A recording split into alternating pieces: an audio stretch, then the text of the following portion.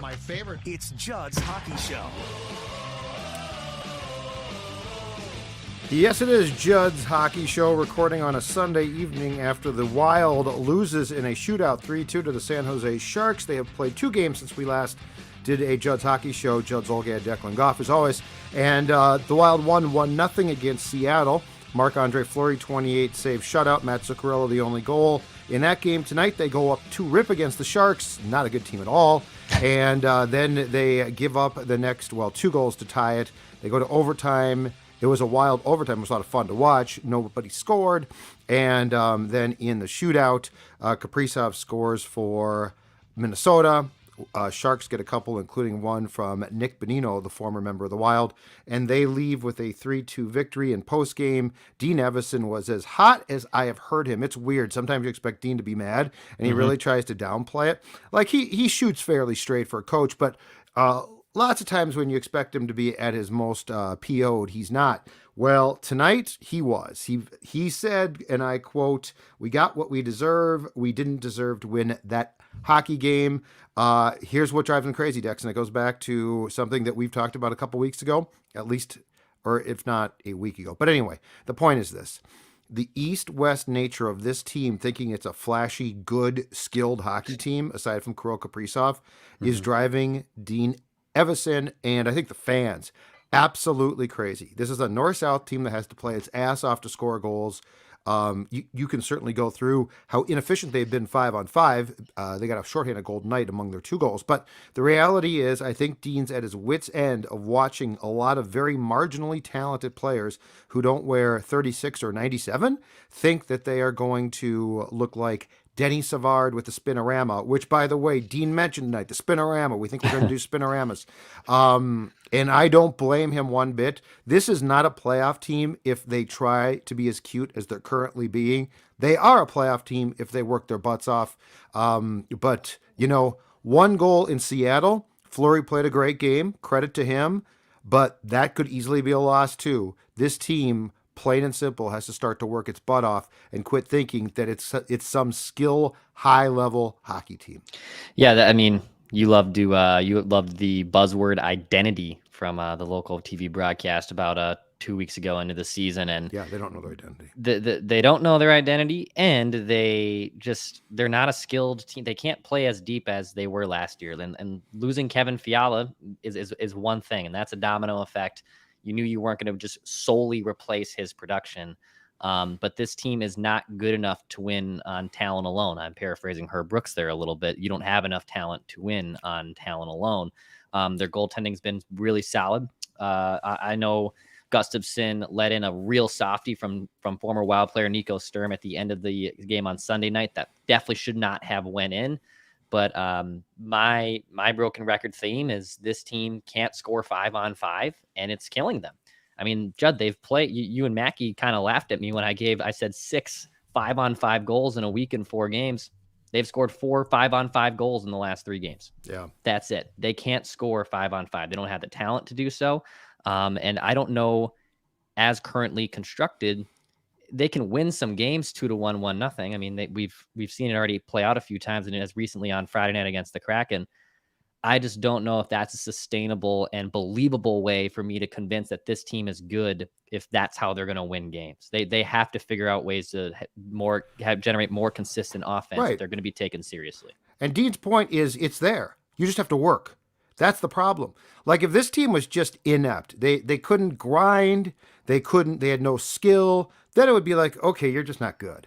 But the reality is, if they grind, they'll score goals. And if they don't grind, I mean, it's just a lot of guys who look like, or I shouldn't say a lot, it is certain guys who look like, because they have been good in previous hockey lives, that they think that they can get away with the same garbage and crap that they did that was successful previously, and it's just not true. Now, on Gustafsson, who gave up the 2 goals in the third period, because one of the questions to Dean in the postgame press conference tonight was trying to absolve Gustafsson because he gave up, 3 goals, including the shootout, but 2 goals when they were really playing what I consider to be the sport of hockey.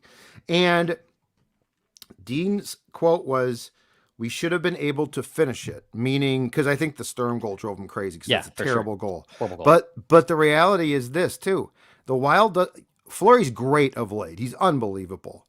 But no matter what you think of the goaltending, you can't. And I think Gustafson's been the victim of this. Not the Avalanche loss, but certainly the Detroit loss. Certainly tonight. He's not capable of consistently being good enough to steal games. He's just Right. not. Right. He Yeah. is he's a two. Yeah. And if a two gives up 2 goals at home to San Jose, you should win.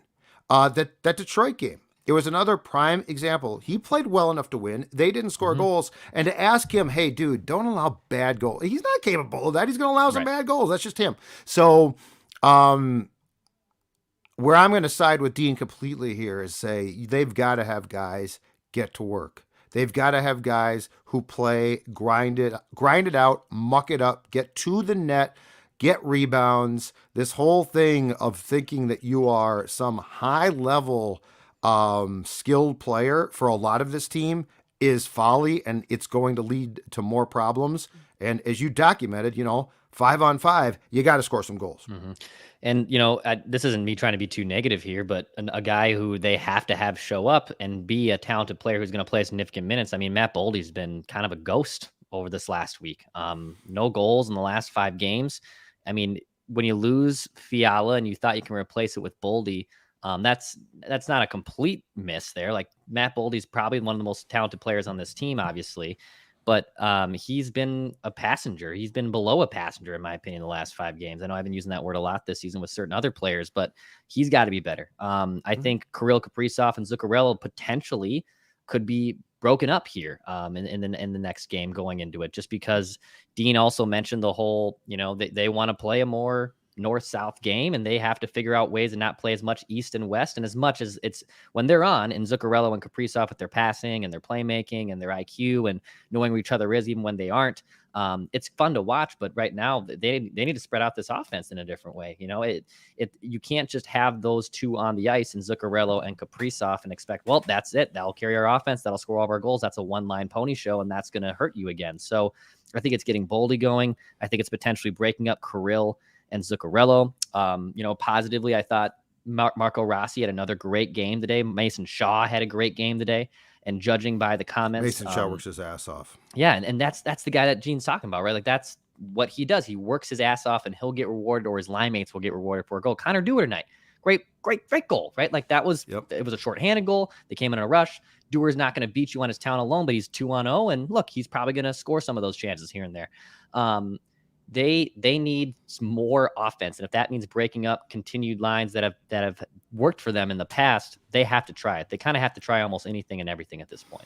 Yeah, and I'll go back to, I don't know that breaking up Zuccarello and Kaprizov is in the cards, but I'll go back to, Gaudreau had a goal tonight, but I still think that him being in the middle of 2 highly skilled players presents some problems there. If they broke Kaprizov and Zuccarello up, who would you put them with?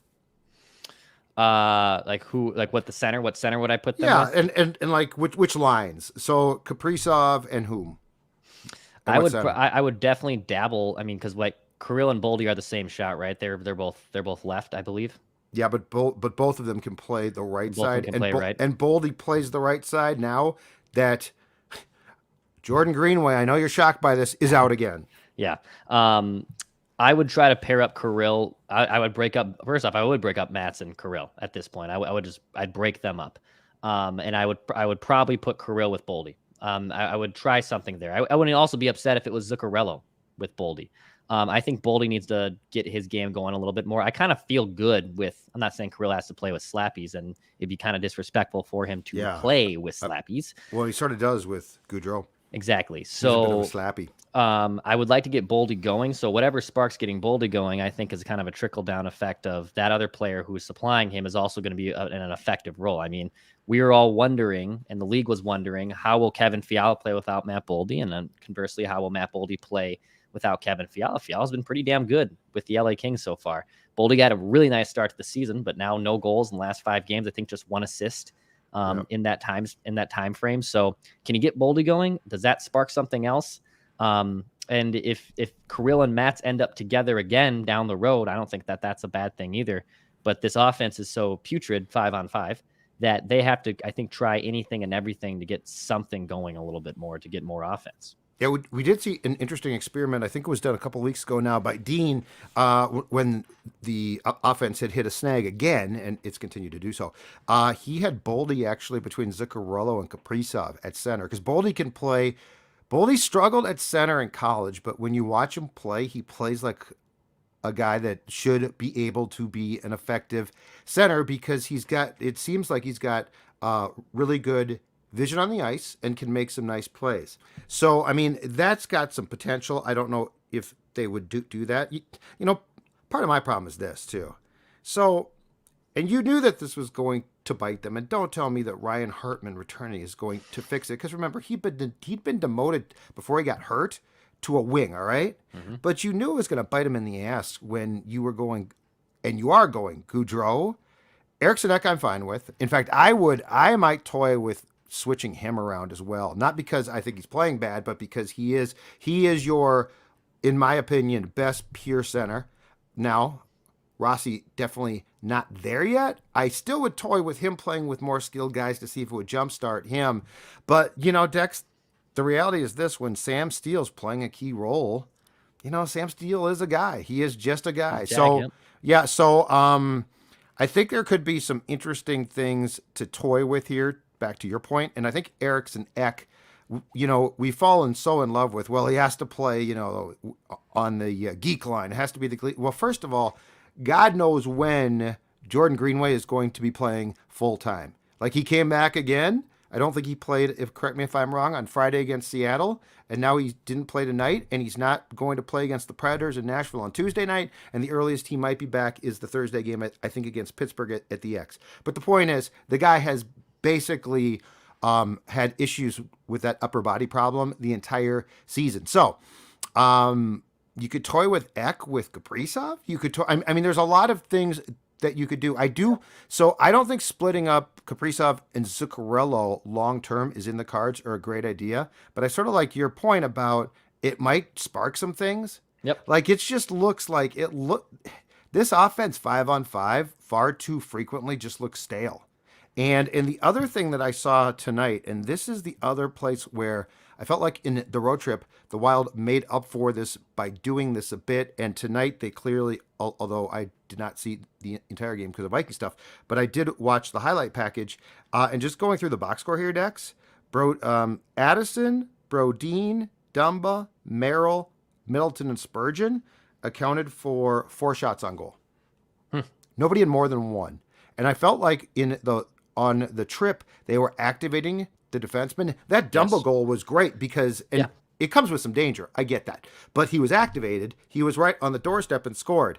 They need more offensive contributions from the blue line for sure. And I'm not saying that a guy like a Merrill or a Middleton's going to give you a ton from there, but you need to activate those guys. I mean, Dumba continues for the most part to just be, in my opinion, non-factor guy. So, yeah, I think Dean is right to be frustrated by how they're playing.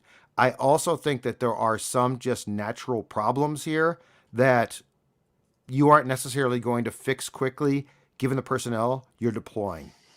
And, you know, do they have enough juice defensively to, if they want to become a working team, like Dean's saying, like if they just work their butts off and they try to check you and they try to win battles in the corners and they try to win low scoring games, they can play that style. But I think just from my guess on if they want to play that style, I don't know if it's going to work for them. Like, I don't know if it's going to work long term and them being taken seriously as contenders. Could they get in the playoffs? Yeah, maybe.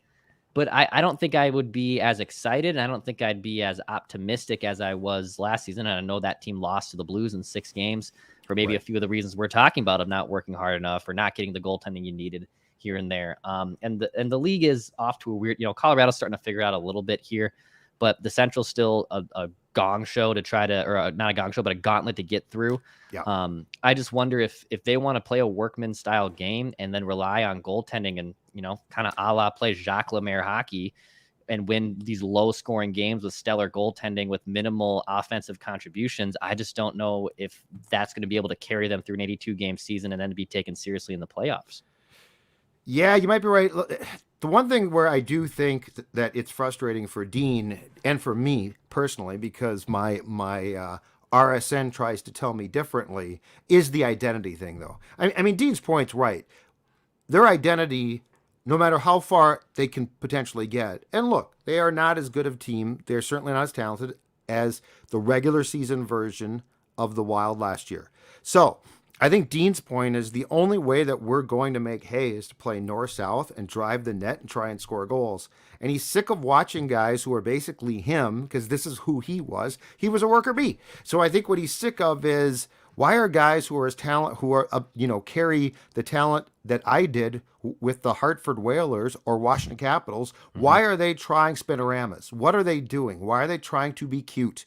And he is right on that. So is this like a team that I expect to make a playoff run right now? No, it's not. I also think that you are taking a chance, and we could debate this too. And this is a coaching call. With the way he's playing of late, if Marc-Andre Fleury starts tonight and they played Friday, off Saturday, on Sunday, off Monday, on Tuesday, if they had started Fleury tonight, does he hold that lead? Does he allow that Sturm goal? With the way he's playing right now, he probably does not, and they probably win 2-1. So like there's a lot to go through here, and certainly when Gustafsson starts, it's different, man. It's different. He's played some decent games. I'm not saying he's terrible, but Marc-Andre Fleury right now, God bless him, is back at the top of his game. Yeah. That Sturm goal, you can't. The problem is this: you can't afford to give up that goal with this team.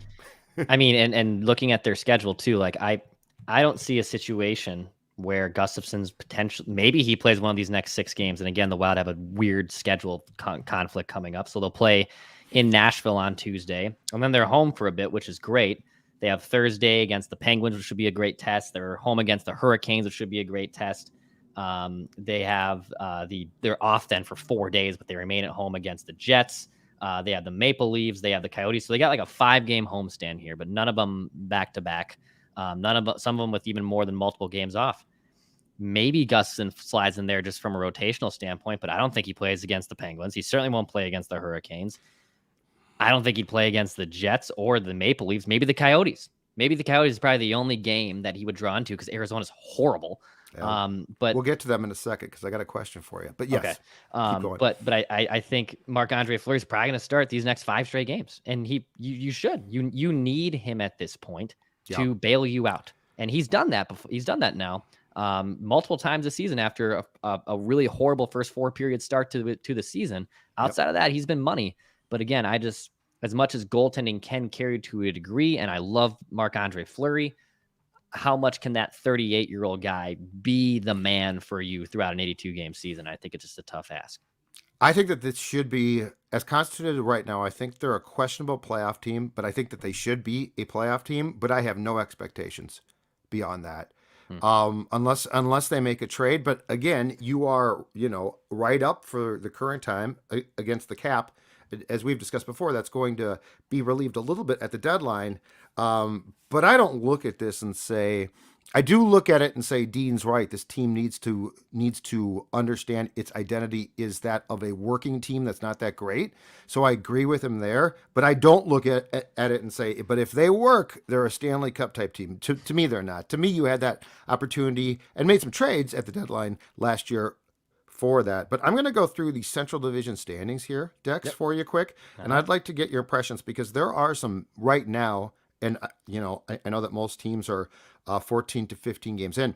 There are right now some major surprises compared to what we probably thought, okay? The first place team played 14 games, 19 points, the Jets, who have been outstanding so far. The Stars have played 15 games, 19 points as well. Colorado's only 13 games, 17 points, followed by the Wild, 16 points in 15 games, did get a point for the shootout loss tonight.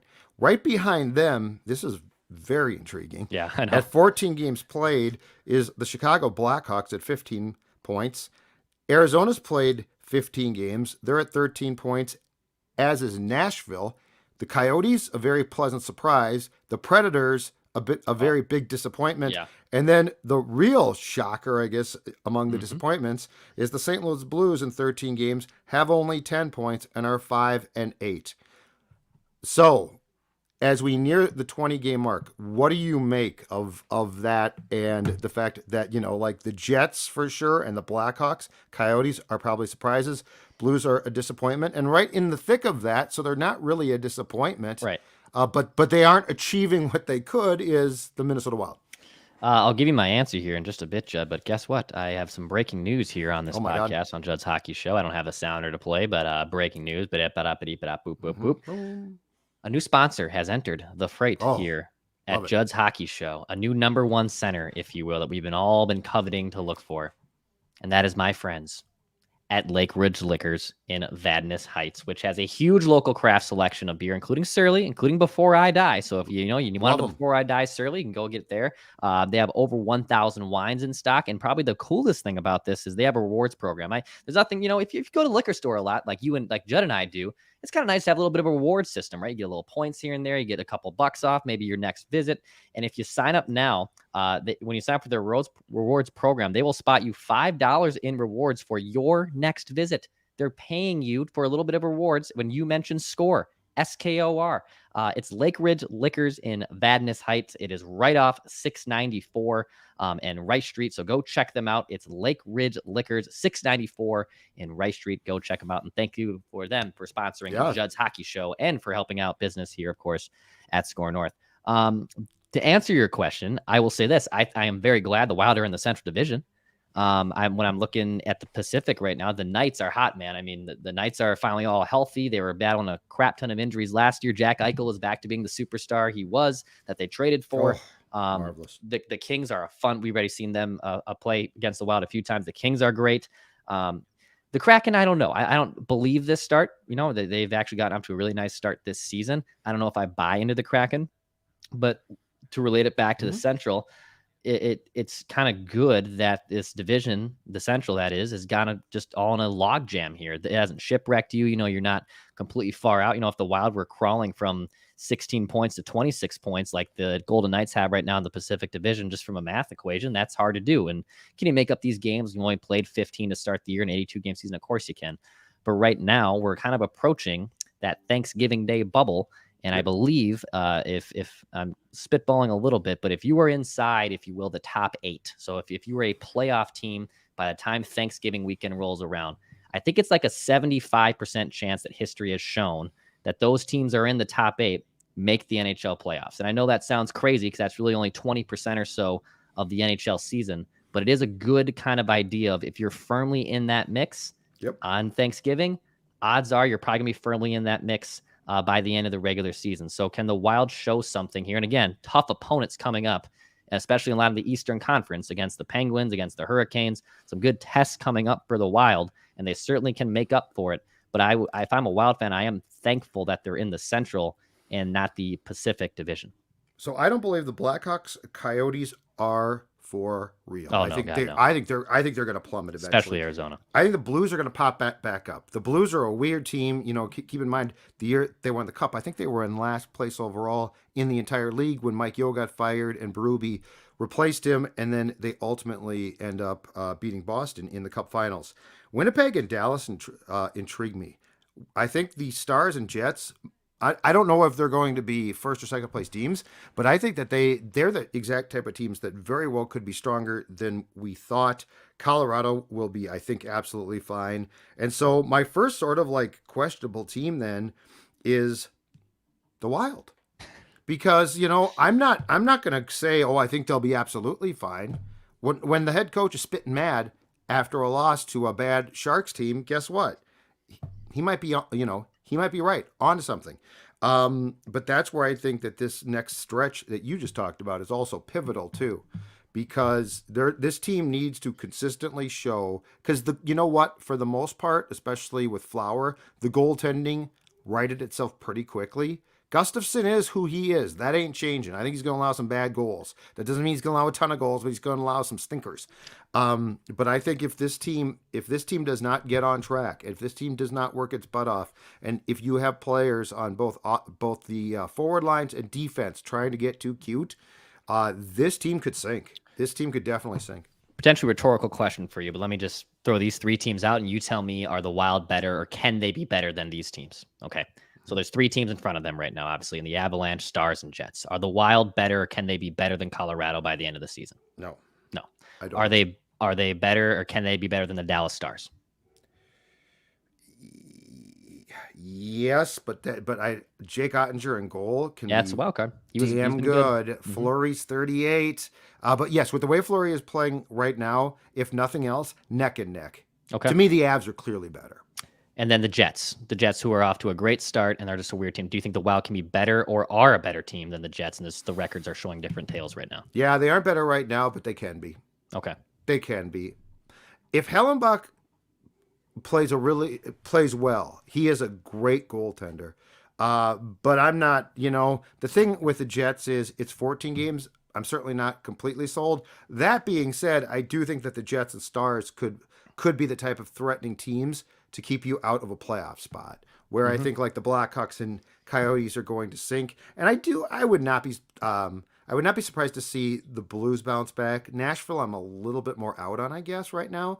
But yeah, the only team that you named that I think is clearly superior in the division right now, Colorado, until it's proven that they're not. Now, they are missing some key guys. Your guy, Landeskog, is out. Like, they've got some key guys out, and I don't know that their goaltending is necessarily great. Gorgiev I like, but I mean, I've seen him play some sort of clunkers. But yes, I do think as a whole right now and in the future, I do think Colorado definitely has a major edge in talent on the Wild. Okay. Yeah, and that's kind of where I'm at too. I think the Stars are more of a potential wild card, if you will, to rise up and be legitimate contenders. And that mostly goes on Ottinger. Yeah. Jason Robertson's a stud. They've had their veteran core with Sagan and been there now forever. But Ottinger is probably the wild card. They're like, right, can Ottinger emerge as potentially the best goalie in the division? Which I could see that being the case. I could see him legitimately being the best goalie in the Central. So I think the Jets, I don't know. I thought the Jets 5-6 years ago, if you would have told me this, I would have been like, yeah, the Jets are on the rise here. But the Jets, I don't know. I don't know if this has been a fluky start for them. I need to see a lot more before I really buy into them being legitimate here. That's very fair. Kind of where I'm at. That's very fair. All right, so Dean's mad. The Wild's not scoring, and we're disappointed. But besides that, everything is hunky-dory. No kidding. There's no room for petty bull. Amen, Bill Guerin. There is no room for petty BS. By the way, hit the subscribe button for daily Minnesota sports entertainment right here on the Score North YouTube channel. The good news is the Vikings are 8-1 after a thriller in Buffalo. It is Judd and I are recording this at 10 p.m. Central on a Sunday evening here. I'm still kind of riding that high, and I'm going to try to get to bed here in the next half hour. And I don't even know if I can. So if you want a full 95-minute breakdown of Vikings event line and riding that emotions and watching me take a shot to calm my nerves, you can do that on the Purple Daily YouTube channel, Daily Minnesota Vikings Entertainment. So go check out that as well. Of course, we are on Apple, we're on Spotify, we're on Score North. Again, thank you to Lake Ridge Liquors for jumping on board here on Judd's Hockey Show. So go check them out. Go get your service. Go get whatever you want there. Judd and I will likely be back multiple times this week with, again, some really big foes on the schedule. And until then, pass, shoot, score. And again, please, 5-on-5, please, pass, shoot, score.